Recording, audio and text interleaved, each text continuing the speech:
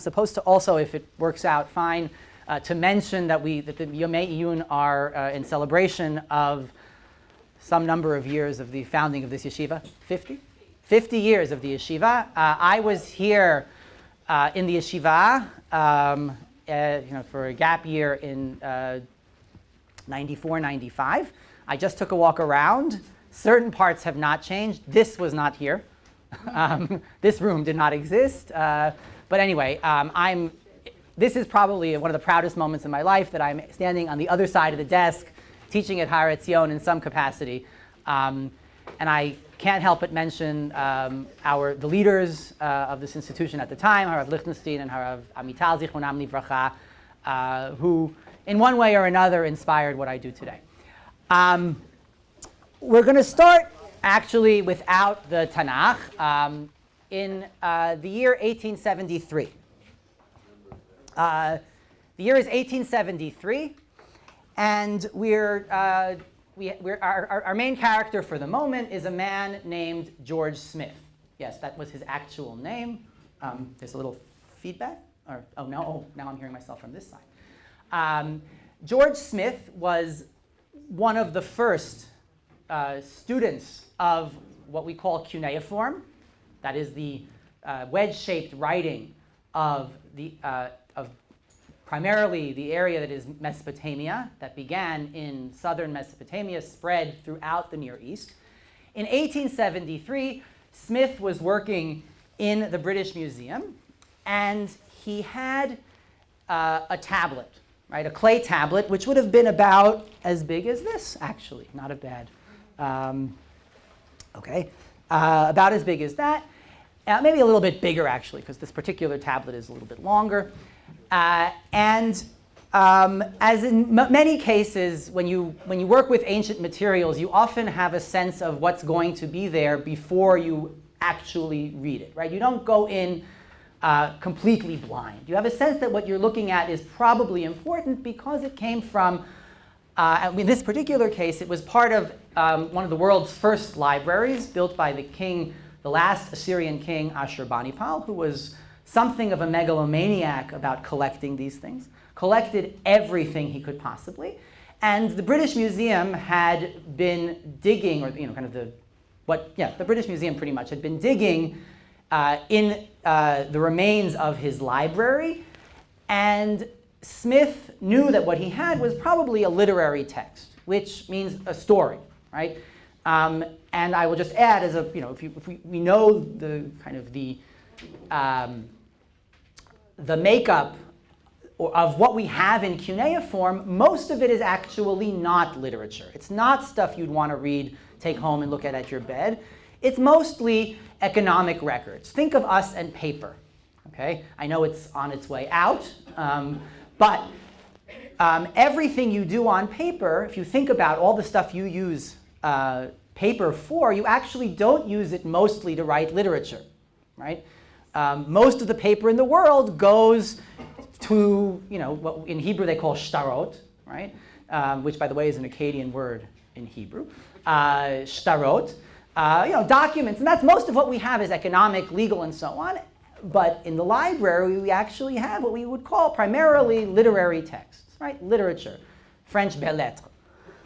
Anyway, Smith had to have the tablet had to be cleaned. It was dusty.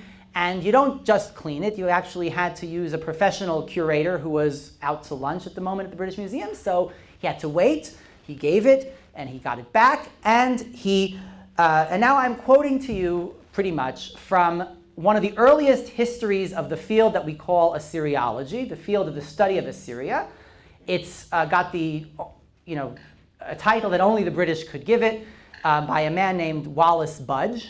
Okay? Budge writes in his Rise and Progress of Assyriology. Got the title, right?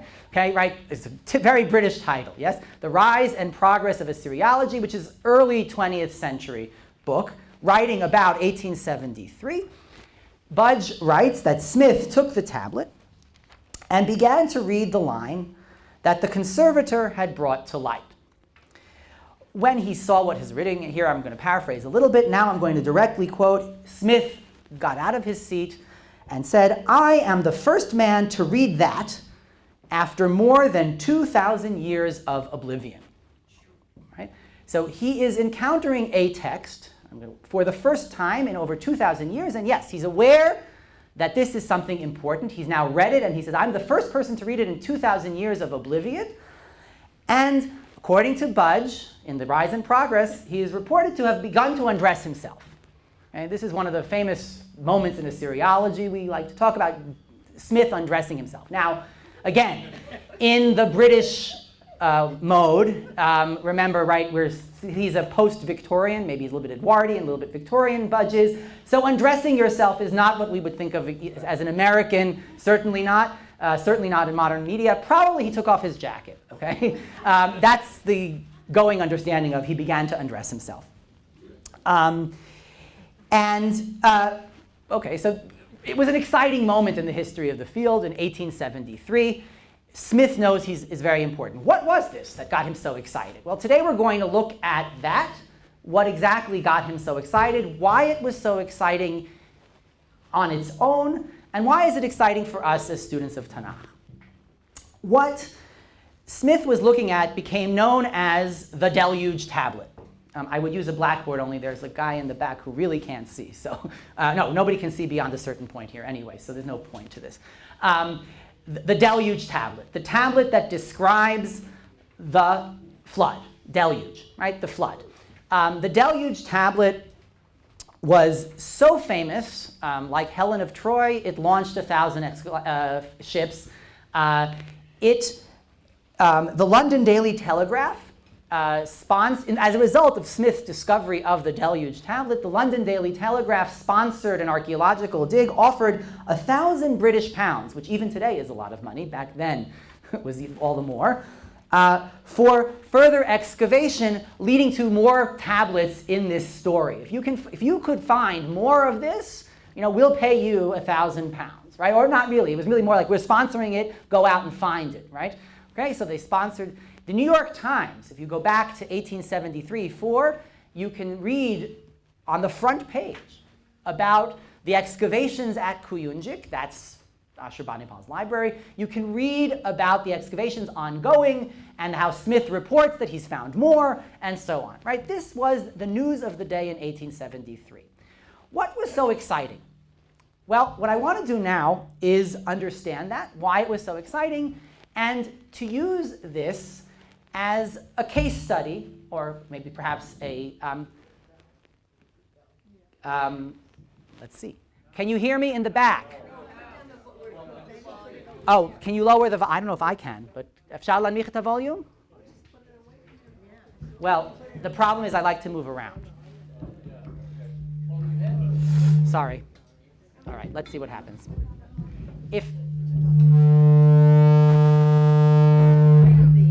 Sorry. Okay, if there's an audio AV person, people are worried about it. I don't know what we should do here. Okay, hold it like this. Is that better? Okay, because the back of the room does have to hear. And I have to talk to my wife later tonight. So what? Correct. But if I put down the microphone, no one hears it. Okay. Let's also a few ground rules. There will be time for questions at the end. Okay. So no.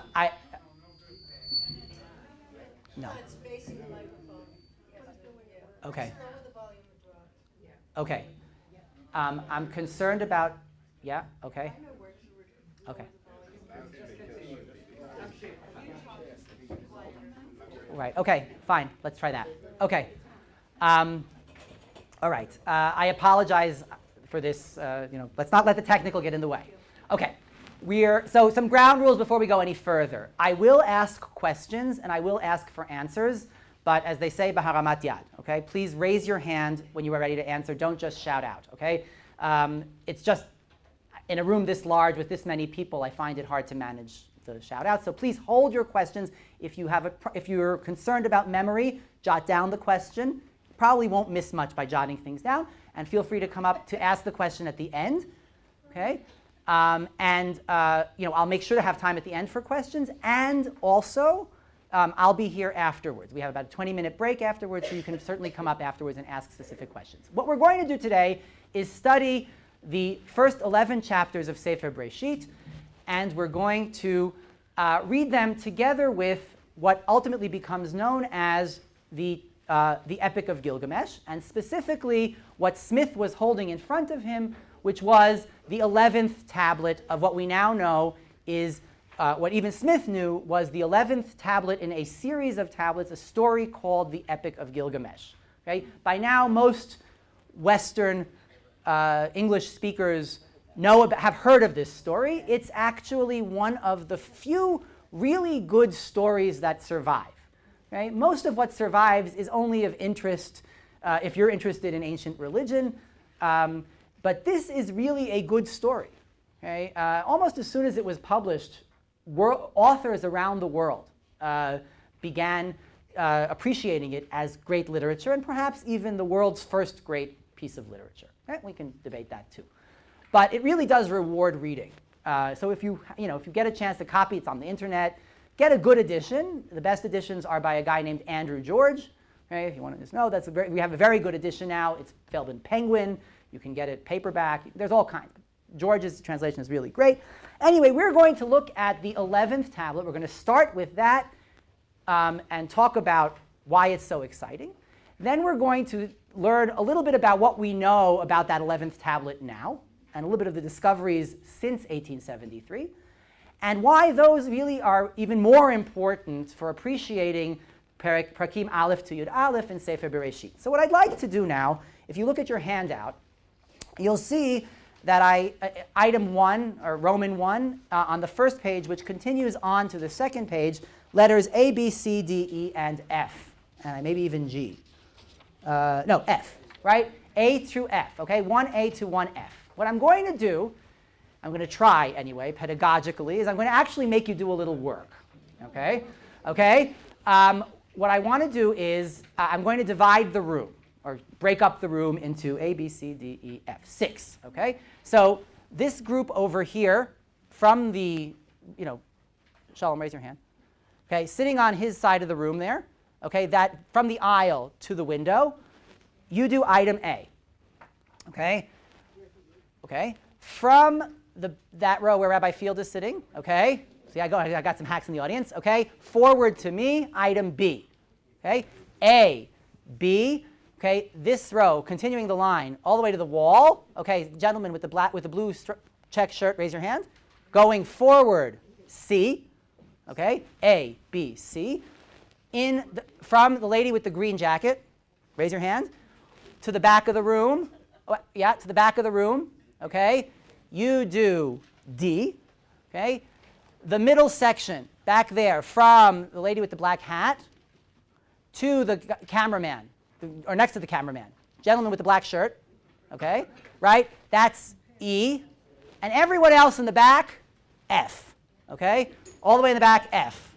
Not a letter grade, just a designation.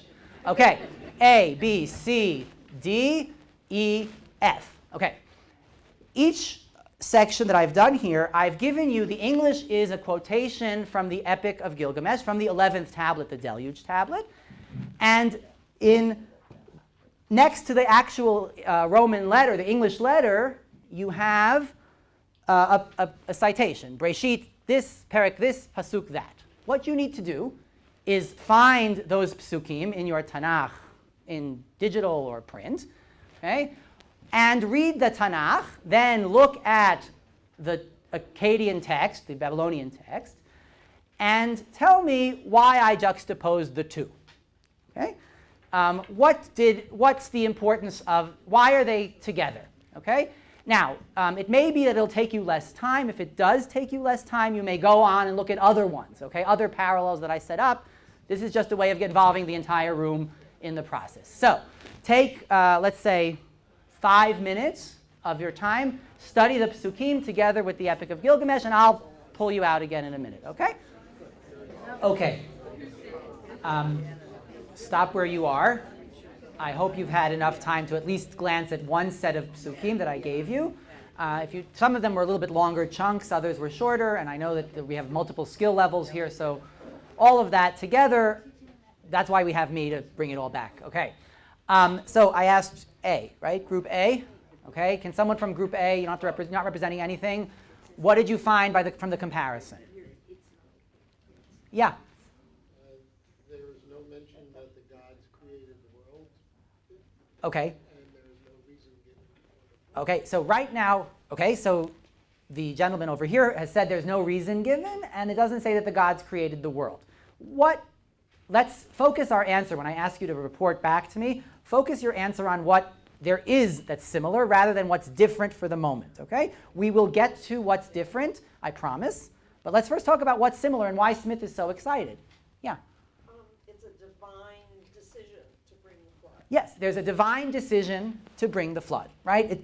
It's actually the great gods decided to bring down the deluge, and the pasuk reads, Vayomer Hashem emche et ha'adam asher barati al pnei ha'adama me'adam ad behema ad remes ad of hashamayim ki nichamti ki asiti. Right? I regret having created humanity. I'm going to destroy them. Yes, there's only one God in the Hebrew Bible. There are multiple deities in the Akkadian. That's a difference we will account for later on. But let's note that, right, as was just said, right, there is a divine decision to bring a flood. Okay. Group B, what did you find there? Yes. Talking about the command to build a boat and to cover it with pitch. And then he says he sent on board all his kith and kin. That would be Noach with his wife and his sons' wives. Good. Right, so you have a hero. And also the beasts of the field and the creatures of the wild. Good. You are going to have a flood, a cosmic flood, right? A flood that's going to destroy everything. You want to make sure someone is going to survive, right? And lo and behold, we have in our story, our man's name is Noach, okay, right?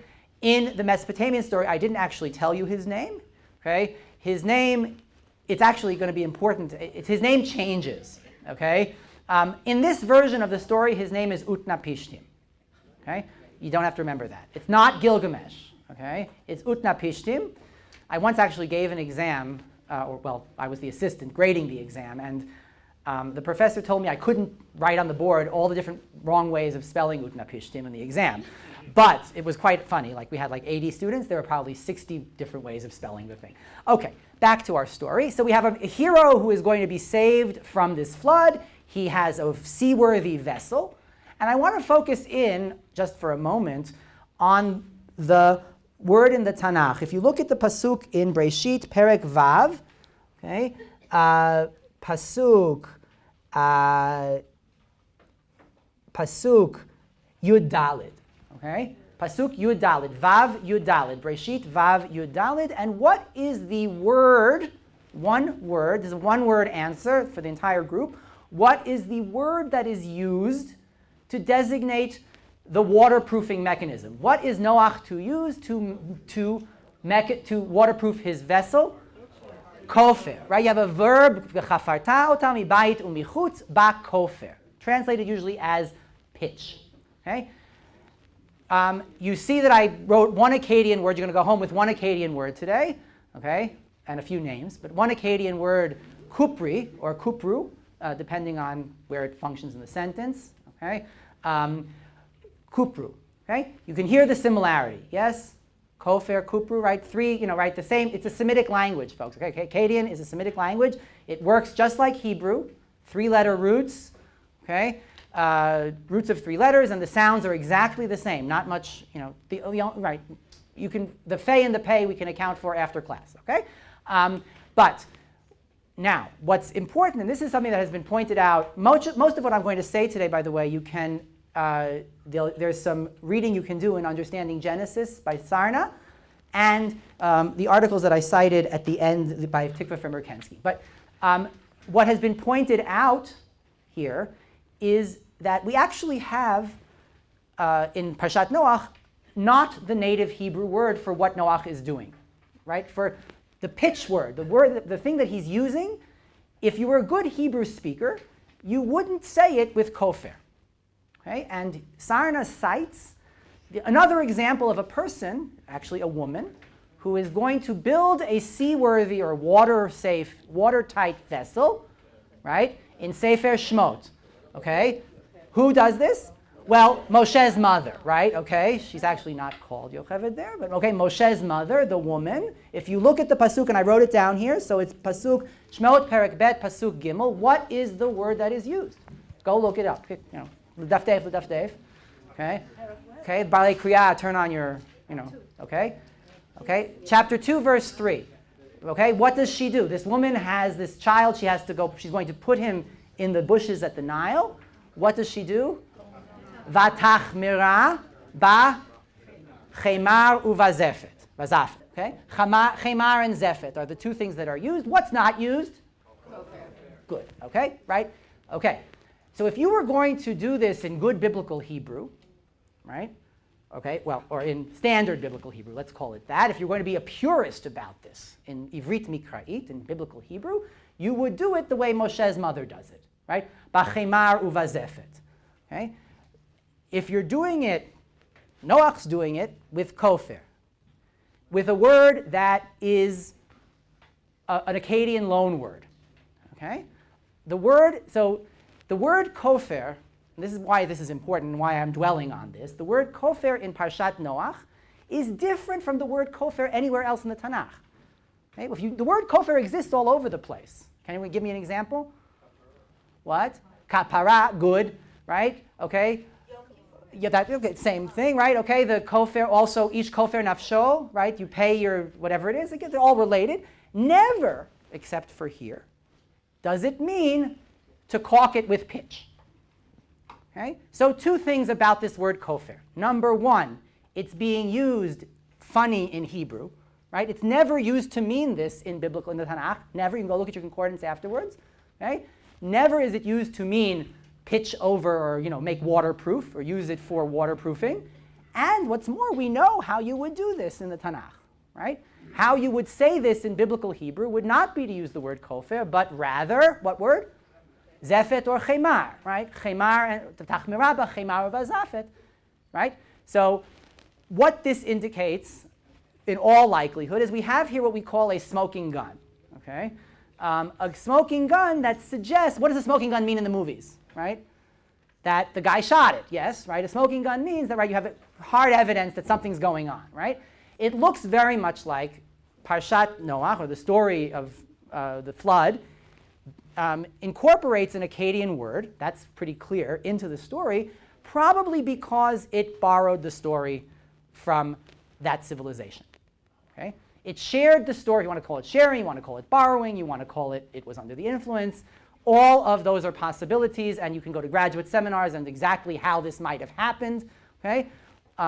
The short story of this is that the epic of the flood story, let's not talk about the epic of Gilgamesh, but the flood story was an important cultural item, motif, you want to call it that, literary work. And the language Akkadian was the world's first lingua franca. It's not even right to call it lingua franca, right? But it was the world's first general language, okay? And much like American, or let's call it English, I won't offend anyone, much like English is today, okay? And French was about 100 years ago, okay? And Latin was once in the Middle Ages. People who did not necessarily speak Akkadian at home learned to write in Akkadian because that was what you did. That's how you learned to write, in fact. Right? With the language and the writing specifically came literature, right? What are you going to write? Well, how are you going to learn to write? You're going to learn to write by copying stories, by and things like that. We actually know that some of these stories, not necessarily this one, but some of them were used as scribal training. Bottom line, much like Mickey Mouse, right? Today, you can go anywhere in the world and you can say Mickey Mouse, and almost everyone has a picture of him in his head, yes? Or Coca-Cola, right? That kind of a thing is very much what the Akkadian and Mesopotamian civilization in general, the status of Mesopotamian civilization enjoyed in the ancient world, in the world out of which the Tanakh grew, in this part of the world, thousands of years ago. What years are you saying approximately? End of the story. Okay, let's hold questions for the end. Okay, approximately the first millennium BC. Second and first millennium BC. Okay, 2000 BC to 0.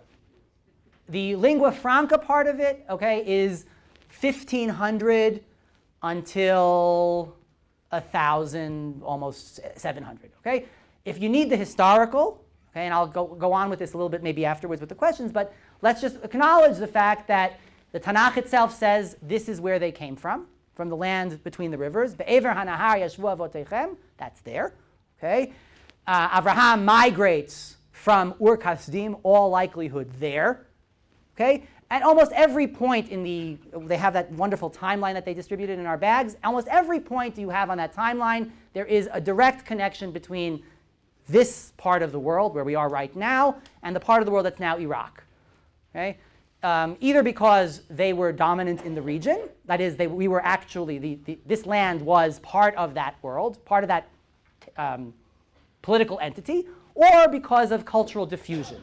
Okay? So no matter when you want to put the Tanakh, the writing of the Tanakh, and I'm certainly not going to get into that today, the story of Bereishit, no matter when you want to put that, you have a point of contact with the story, with Mesopotamian civilization. And it all boils down to, at least for me, right, and this for today, for us, that word kofir, right? There is that smoking gun, the vestige of that connection, or the proof that that connection even existed. Okay, let's go on to item C. We've got the gods deciding, or a divinely decreed flood, a hero who has to build, a protagonist who has to build a seaworthy vessel, or a vessel that's going to be waterproof, okay, and bring survivors, family and animals, etc. Item C. Okay, can I get it? Yeah. Description of destruction. Okay, right. You have a description of the destruction, and what did you see? What did you find? Clay covering. Yeah, everything is clay, right? Everything is back to zero, right? In Mesopotamia, they're going to see clay because that's why they wrote on clay, yeah, right? Because it was there, in a lot.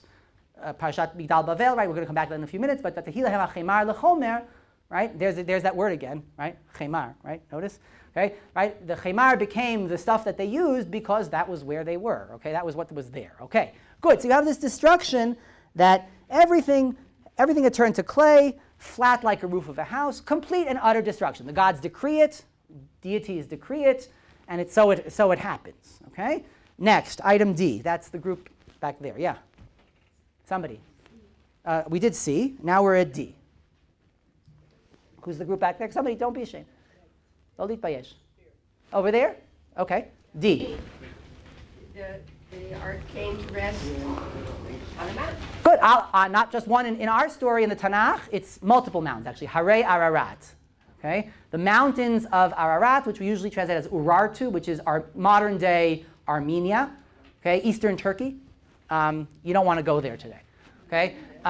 Okay, and there are even people, one of my professors used to call them archaeologists, A-R-K-E-ologists, who go looking for it. Of course, you're not going to find it, even if it, let's say that, whatever, right? Okay, the ark would have disintegrated. It's wood, okay? It doesn't survive, not likely. Okay, but anyway, all right. It lands on a mountain much like the Epic of Gilgamesh, Mount, what do you say, Nimush, right? Mount Nimush held the boat, okay?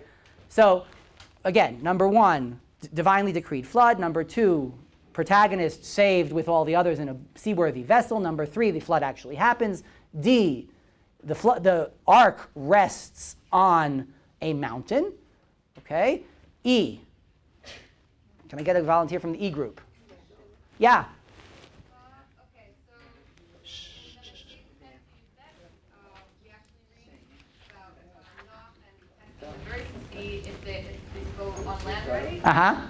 Not. In here, in what is research, they're basically saying the same stories as if they're Noach. Right, you have a bird test. A bird test, right? Now, it's not perfectly parallel, okay? It isn't exactly the same story, right? You've got this orev that's going back and forth the entire time, while the Yonah is one Yonah, then another Yonah, and then a third Yonah, okay? All the while, the orev is going back and forth. The implications of that are for another time, but clearly you've got this test of the birds. One of my favorite examples, right? You have this, right, very specifically, okay? Again, flood, survivor, flood actually happens, right? Resting on a mountain, and a bird test. And then the F group in the back, what do you have at the back? What do we find there? You have to speak up a little bit. Yeah.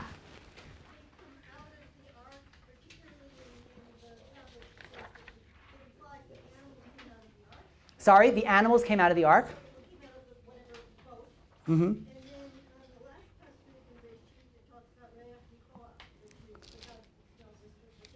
Right, so you have a sacrifice at the end, an offering, a korban at the end, okay? And by the protagonist, the speaker here, who's Utnapishtim, tells Gilgamesh, I made a korban, I made a sacrifice, and the gods smell the savor, the reach nichoach, and they come, okay? And they come to this thing, and the same thing, I mean, allowing for the differences, and we're going to have to talk about those in a minute, allowing for the differences between polytheism, and I'm not necessarily talking about one versus many, but just the nature of the way things work, and again, that's for another time. Overall, you have the story ends with a sacrifice, or we think it ends with the sacrifice to the deities, right? Which is then received through the sense of smell on either side of this, right? Both in Mesopotamia and in the Tanakh. Okay, so what I've done so far, okay, and this is sort of this is part, sort of chelik aleph, is to recap, is to demonstrate, I think, here, that the story of the flood, Parshat, let's call it Parshat Noach, okay, the deluge story in the Tanakh has its likely origins in a story from Mesopotamia, in the story from Mesopotamia, if we want to call it that, okay, in the story that we know so far, in that tablet that George Smith discovered. Okay, so far that's what we know. We know that it came from that story, and this is why Smith got so excited, of course, right? Why is it exciting? Okay, right? Because we have here, a remarkably parallel set of stories, and no matter how you want to take that, I imagine that Smith actually thought, well, here was confirmation that the flood actually happened because somebody else is telling us that story. Okay, I don't think we think that way anymore. I don't even know if Smith thought it that way, right? He was just excited because here's a story very similar to what he knew from his, knowledge of Scripture, and no doubt that he knew this. Okay, right? He knew Tanakh. I'm not doubting that for a minute, right? He was very well aware that the story, and it's not just, like they always tell me, oh yes, every civilization has a flood story similar. This is not that, okay? This is not just another one of the 80 or whatever many civilizations have their flood stories, right?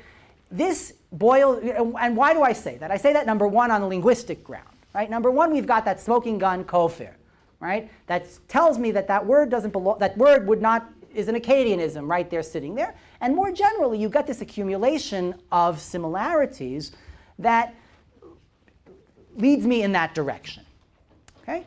So with that, I'm now going to just sort of take a minute or two to talk and give you some more background on what we know since 1873. Okay, right? So we're that many years later. We're coming up on 150 years of the discovery of the Epic of Gilgamesh. I'm hoping they'll mark it in some way. Anyway, about 100 years later, a little bit before and going forward, it was discovered that what is now the tablet of the flood tablet, the story that Utnapishtim tells Gilgamesh in the Gilgamesh epic, was actually a separate story originally. Okay? It belongs to the story now, but it originates in its own story. Okay? It originates as a separate story that was incorporated into the Epic of Gilgamesh. Okay? So, and that story, and here this is a little bit, you have to remember this name, that story we call the Epic of Atrahasis. Okay? Or Atrahasis, as people like to say it. Okay? So that Epic of Atrahasis was basically incorporated into the flood part of the story was incorporated into the Epic of Gilgamesh. Okay, all right. So what we thought of as the Gilgamesh epic and Parshat Noach, and there are hundreds of even before, right? They were writing about how important this tablet was. We now know that tablet actually belongs to part of a longer epic, okay, that was kind of appropriated into the Epic of Gilgamesh, okay? And if you want dates, somebody wanted dates here, I think she walked out, but dates, okay. The Epic of Gilgamesh is composed in about, let's say, about 1000 BC, a little bit, yeah, and the copies we have now are about from 600 BC, okay? The Atrahasis epic, based on language and everything else, and handwriting and all of that stuff, is about 1,000 years earlier, okay? About. Okay, don't, if it turns out to be 999, don't come to a note, okay? It's closer to the type, this helps anybody, it's in the same dialect of the language of Akkadian as the Hammurabi's code. Okay? Hammurabi is about 1776 BC. Okay? So that's about how old the Epic of Atrahasis is, as opposed to Gilgamesh, which is that much later. Okay? Okay. Why is that important? Because we actually, once we discover this Epic of Atrahasis and the flood story as part of it, the Epic of Atrahasis, and you pointed out before, right, that the Gilgamesh epic actually starts with the flood. That's where it starts. That somehow Utnapishtim finds out there's going to be a flood, and the story goes from there. And that's great, but there's no beginning and no real beginning and no real end to it. And in fact, Sefer Bereishit, the flood is actually in the middle of a broader cycle of creation, destruction, and you can follow the language. If you go back to study the language of Sefer Bereishit of the flood, you will watch how creation is undone for another time. Okay? You can watch the everything that God does in Perek Aleph and Perek Bet of Sefer Bereishit is undone in Perek Vav Zayin and Chet of Sefer Bereishit, and then recreated afterwards. Right? There's a new order. A new order afterwards. The same is true for the Epic of Atrahasis, which begins when the gods were men. Right? When the gods worked like men. That's how it starts. Okay? It starts with the creation of humanity. And it doesn't actually start with that, but it starts with the world at zero, pretty much. All there were these deities, and they have a problem. Okay? The problem is life is hard. Right? They work like men. That's how it starts out. That's where the first two lines, right? When the gods like men worked hard. Okay? Okay? And you already know what the solution is going to be. You don't want to work like men. You want to have men do the work. Yes? Okay? And so this begins with the creation of the world and the creation specifically of humanity. And then you get to, and then somehow the flood, there's a flood that's brought, and then you have to start over again. So this is the insight of the late Professor Tikva Frimmer-Kensky, is that we now have a real parallel, not just these kind of one-off things about, oh look, there's a cute story that works out and happens to be Akkadian, that's great, we could have done a lot with that. We now have a real, what we would call a contextual parallel. Okay? A contextual parallel where the flood is part of the same kind of narrative as Sefer Bereishit, with a creation, destruction, and recreation. Right? We can set that in. And what Frimmer-Kensky then did was she asked a very simple question. Let's compare the pre-flood problem in both stories and the post-flood solution in both stories. Right? Maybe there's something there. And that I submit, and that she submits and I follow her, is the key here. Right? So the similarities are all important, but what ends up being really important is that by showing the similarities, by situating the story in the Tanakh against its ancient background, we actually can come at what is different also, and perhaps even get to what is the message that the Tanakh is trying to send with this. Right? Some formulations of it talk about finding what is uniquely Israelite about the Hebrew Bible. That was about approximating the formulation of the late E.A. Spicer. Not so late, it's gone for a while now. But the key here is that you finally understand the world out of which the Tanakh came. If you want to formulate it sort of, homiletically, if you will, you are privileged to understand this story as Bnei Yisrael would have understood it back then. Okay? What if we say Dibra Torah ki Lashon Bnei Adam, we finally have an insight into Lashon Bnei Adam. Right? What is Lashon Bnei Adam? Okay? All right. So let's now look at the pre-flood problems. Let's look at Sefer Bereishit, Perek Vav, Psukim Hey to Yud Gimel. Refamiliarize yourself, or as one of my colleagues say. Right? What is it now? How is it now? Remember this or create the memory anew. Right? If this is for somebody who hasn't done the reading, create the memory now. Yes. Okay. But look at Bereishit, Perek Vav, Psukim Hey to Yud Gimel. Overall, what is the problem? What? Ra. There's something bad. What else? Can you get me more specific than that? In all the psukim there. It's a little repetitive, but hang on. Okay, you have to go from Parshat Bereishit to Parshat Noach. That may be a problem if you have a Chumash or something. Yeah?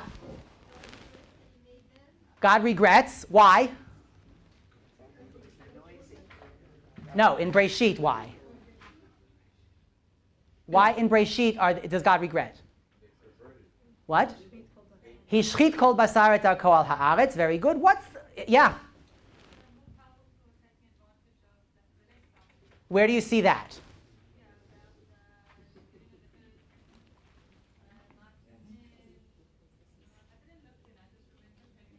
Aha. Well, we need to look in here, okay? Yeah.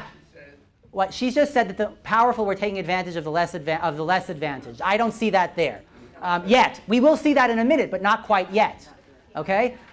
Hamas mipnei. Okay, so we've got Rabba ra'at ha'adam. We've got Hishchit kol basar et darko ha'aretz v'timalei ha'aretz Hamas. That word's important. It's got nothing to do with the movement, by the way. Okay, nothing at all. In fact, it's wrong to say this. Okay, it is wrong to say this on every ground. Okay, and I say this. This is where I step away from the professor for a moment and just insist that the word Hamas has nothing to do with biblical Hamas. Okay, it has to do with the Islamic resistance movement. That's what it stands for. Harikat al-Muqawama al-Islamiyya. Nothing to do with Hamas here. Okay. Finished. End of rant. Back to the story. What does Hamas mean? What? Okay, let's ground ourselves in biblical Hebrew. If you turn with me to Yechezkel, Perek Memhei, Pasuk Tet. This is not on the handout. This is the handout was made about a month and a half ago, so you got to allow for some correction. Okay, Yechezkel Memhei Tet. Ezekiel 45:9. Yechezkel Memhei Tet. Tell me, what is the opposite of Hamas? And according to that pasuk, milim me hakatuv, right? Remember that from high school or wherever? Anei bilshon hakatuv. What is the opposite of Hamas? Tzedek and mishpat. Very good. Okay, would someone read the pasuk for me, please? Okay, so Yechezkel, Perek Memhei, pasuk Tet. Okay, I'll go pull it up myself. I'm sorry.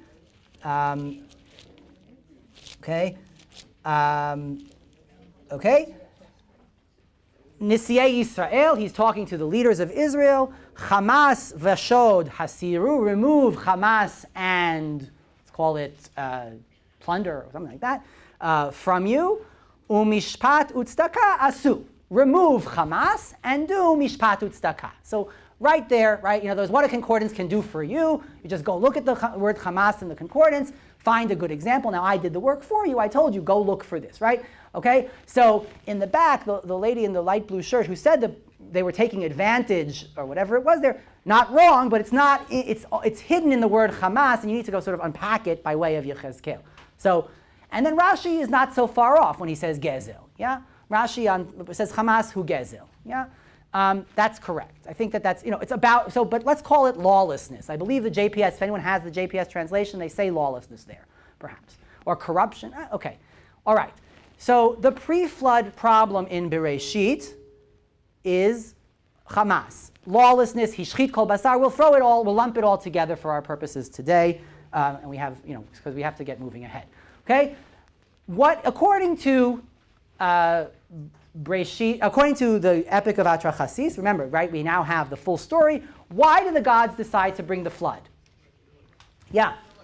Too much noise, right? Okay? Too much noise. The noise here, why is there noise? Too many people. Exactly. Noise is not just it's more than just the result of having a lot of people in a space, right? That is true, but in the ancient world, and specifically in Mesopotamia, noise was how you knew that a place was alive, right? It was what signified success. It's what signified human endeavor, was noise. Okay? You find it in the Tanakh also. I'm not going to get into it here, but the idea that there is noise bothering the deities is the success of humanity. Okay? And in fact, if you want to go on with this, the Atrachasis epic, actually, the flood is the third in a series of solutions to this problem of the noise. Okay? It's kind of like the Prometheus story, or if you remember the Sorcerer's Apprentice from Fantasia. How many? Can I still use that as a reference? Okay, good. Okay, right? What happens? Mickey Mouse, we're back to him, right? He's told, don't touch the broom, right? Don't use the broom. And what does he do? He uses the broom. And what happens? The broom makes more brooms and more brooms and more brooms, and suddenly he's got a flood, and the magician has to come back and fix the problem, right? Same thing here, right? Okay, I highly recommend it if you haven't seen it. For the under, I don't know, let's say it, I don't know, right? Younger than me, right? Okay, or older. Anyway, when I teach this at YU, I actually show it. When I teach After Chasis, I show the movie. Okay, but, and you'll never forget it now, right? Okay, they create this thing, man, to do the work, right? Their broom, yeah.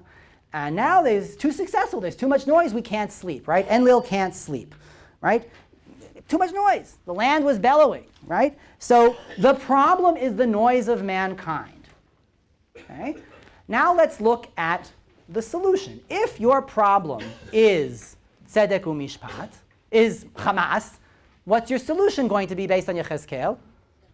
Tzedek u'mishpat. And in fact, if you go back, right, what happens? They actually say, shofech dam ha'adam afterwards, right? God smells the reach nichoach, and everything's wonderful. And then he makes a brit with humanity, more on that shortly, right? And he gives a set of what Chazal say are mitzvot b'nei Noach. Count 7 somehow. Even if you don't want to count 7, you still have very clearly, shofech dam ha'adam ba'adam damo yishafech. If whoever kills a human, will himself be killed. Meaning we're going to now institute law as the solution to the problem. You don't want to have this problem again, right? You don't want to have to do this again. So yes, God makes a promise, but you also put things into place to never have to really, go down to the brass tacks of, holding it back. But rather you put, what do they call this? Positive, not reinforcement. No, it's positive discipline, right? That's a kind of, you put in rules so that you never have to get to the point of punishment, right? I don't know. I have kids in that stage of life where no, we don't put them in the corner. We actually make an environment in which they are, which they don't come to the point where having to act out, misbehave, etc. I'm no psychologist. There are some in this room, I'm sure, who can better explain this. But the point is that you want to stop the pre-flood problem. You have, right, refuah matima lamaka, right? The refuah is the solution is mishpat, just like the problem was lack of mishpat. So now let's go to Mesopotamia. If the problem is humanity's success, right, look at the solution. What is the solution? It's a little bit hard. You have to kind of read a little bit allegorically here. Limit humanity how? Population control, right? ZPG, right? Okay, now I'm really dating myself. I don't remember it from the life, but ZPG, zero population growth, okay? Or at least limited population growth. How? Let there be a third category among the peoples. There are the women who bear and the women who do not bear, okay? Childlessness, okay? Number 1. That there be also among the people the pashitu demon. Let her snatch the baby from the lap of her who bore it, okay? Infant mortality, okay? And establish high priestesses and priestesses, let them be taboo and cut down childbirth. So a trifold solution to the problem of the noise, right? You have to have humans, mana aseh, we're not going to do the work ourselves, say the deities. We have to have humans, but we don't have to have them populating the world, right? Okay, right? We're going to have, no child sacrifice here. It's not that. It's not there. It's on the borderline. There's hardly any evidence for this period of child sacrifice. I heard it being whispered. It's not child sacrifice. It's women who never procreate because of health, women who do but have their children die in infancy, or women who cannot have children because they are sacrosanct, right? Whatever that meant exactly in this period, who knows? Okay. So now I want to ask you the question. The final question is: let's go back and look at let's go look at what happens when he comes out of the teva. Okay. Right. And here is where we begin to think about perhaps the Tanakh is not only appropriating the story, but actually responding to it directly. Okay? Why do I say that? Pur vu milur ta'aretz. Bingo. Right? As Professor Fringer-Kensky says, it's emphatically not about population control. Right? Emphatically not about population control. In fact, it's quite the opposite. Go out there and populate the world, right? God gives a bracha to humanity. That very point is impossible in the Yatrachasis epic because humanity is this thing we have to deal with there, right? There, humanity is a solution to the problem of doing work, okay? Right? We don't want to do work, so we create these humans, but we tolerate them, and that's all, right? We limit them, and so on. Look at how contrasting the worldview is in the Tanakh, in which God not only says, go out there and fill it, but what else? Right? What else does he say? What? In terms of what is it presented? What is God doing? We had the word before. With the rainbow, it's an oath of what? Brit, of a covenant, right? Of what does it mean to have a brit? Okay, we can go on to that if we had time another time. It means that I am willing to enter into a deal with humanity. I, on some level, right, I mean, this is almost Kabbalistic, I lower myself to the point of being bound by a contract, by a brit. I promise never to do this. I give you law because I trust you, right? I put the rules in place because you are able to follow them, okay? So, to wrap up then, right, what we've done today is, before we take questions, what we've done today is we've compared the story of Parshat Noach, the flood, with what looks like its Mesopotamian antecedent in the Epic of Gilgamesh, and followed that by the Epic of Atrahasis. We've appreciated how the cycle from creation, destruction, and recreation, comparing the two, allows us to appreciate perhaps what the Tanakh is doing with this heritage that it has. So yes, it is borrowed.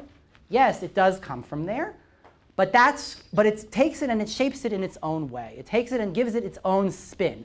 Last point, because I promised you Perek Yud Aleph, is Migdal Bavel. What is the problem with what do they say they're going to do? Why are they building it? They want to make it quieter. No. What does it say? Pen what? Lest we what? Pen nafotz al pnei kol haaretz. Lest we go and spread out across the entire world. That's exactly the problem, right?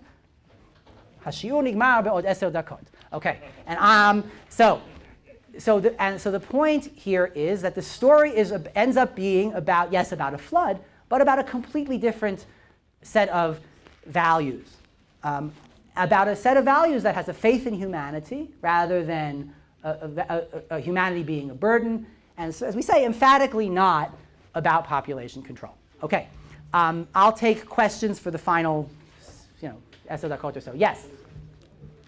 But Migdal Bavel, to me, seems like an answer to the noise problem. Except that the noise is never mentioned, right? She asked the question. But they changed the languages so that people Okay. cannot communicate. Okay, so that is an interesting take. I'm not talking about the tower. I'm talking about the solution to the tower. Okay, Change so, the language, limit the noise. well, except when you have lots of languages, you actually have more noise.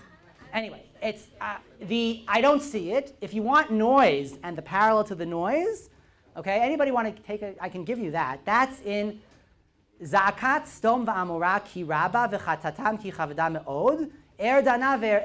He hears the noise coming out of Sodom, the cries coming out of Sodom. That seems to be an echo of this business with noise. Again, with a biblical spin.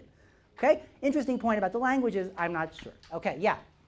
Is this based on the prior Sumerian story, which is even older? And number two is, someone suggested it's a divine intervention. Do we have to presume that this story in the Assyrians or Sumerians was divine intervention or just some outside intervention? So first question first, Rishon, he asked the question, is there a Sumerian original? Okay, so he already knows a lot about Mesopotamia. Let me just catch you up. Sumerian is the first written language in Mesopotamia. Now we're talking 3000 BC.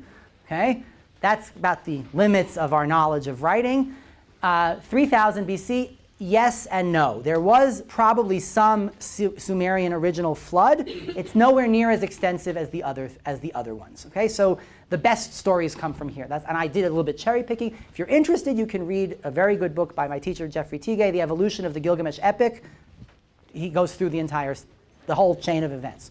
Second question was, do we presume divine intervention in the Mesopotamian material? Of course, there are gods there. Well, they use the word God. Oh, no, they mean gods. They're given names. What's interesting there is one last point, which is how the hero finds out about it. Okay, in the Gilgamesh and in all the Mesopotamian versions, it looks like the deity that tells the hero, go do this, right? That part that we read at the beginning, he wasn't supposed to do that, right? He did it behind the gods' back. The gods decided and they swore that they wouldn't tell the humans, and he went and violated that, which is again back to that story of, right? They don't want this to happen, and the god gets in trouble, right? Okay.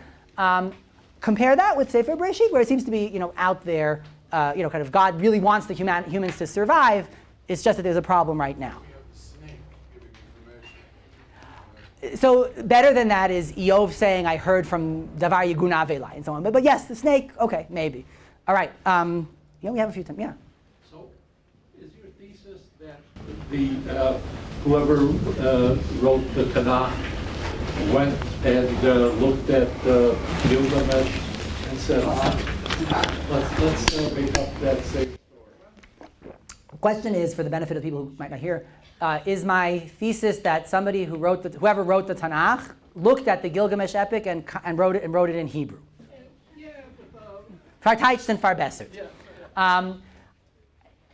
If we were in a graduate seminar on how this could have happened, and there are such things like this, I wouldn't be so simple. It wouldn't be so simple, and I don't think it's that simple. First of all, because I don't know that it's always preserved in writing. Okay? Right? These things travel. You don't have to read or even understand French. Okay, let's just take French as the example, to appreciate Edith Piaf on some level, right? Je ne regrette rien. Okay? That's an example that I might give you. Many Russians don't understand English. They know about Mickey Mouse. So the same kind of thing might have happened here. Could it be that the scribal class did have Akkadian training, and then, with it, because they knew the story that way, so probably something like that happens where there's a sort of a moment of a leap, perhaps by way of Aramaic, perhaps something like that. Yeah. When Ezra wrote I will not go on record saying anyone wrote the Tanakh in this room. The story I'm in. Okay. Yes. Perhaps the parallel might be that this was a known historical event. Right. And it's like Thomas Friedman writing a history of Israel for the past 70 years, his version, and then a rabbi who's writing his version of what happened in the past 7 years, and saying the same event occurred, but they didn't understand it properly. So that's entirely possible. What's interesting, though, is that it's not just that they're telling you the same event occurred, but they're using the language of them, their language, and in fact the way they tell the story, right? They use that to tell their own story, okay? So now, just because it's a good story doesn't mean it's not true, okay? Right? That's a key point here. Just because it's got literary value doesn't diminish I'm not here to say yes or no on the flood, okay? Please don't go home and say either he said it happened or he said it didn't happen, okay? That wasn't the point here, and if you want to do that, we can talk about that at another time. But what is clear to me is there is a polemic here about this flood story, but it's more than just they told it wrong, right? Because I kind of know about their telling of it, right? It's more than just Thomas Friedman telling me about Medinat Yisrael because it happened. It's kind of like Thomas Friedman. If Thomas Friedman were to read a Hebrew story and to kind of rewrite it in some way, or if the Rav were to read the Thomas Friedman and insert things along the way or something like that, right? So we're getting closer to a good formulation, but we're not quite. I'm not going to sign on 100%. Okay, that brings us to the end of the time we have. I'll be here.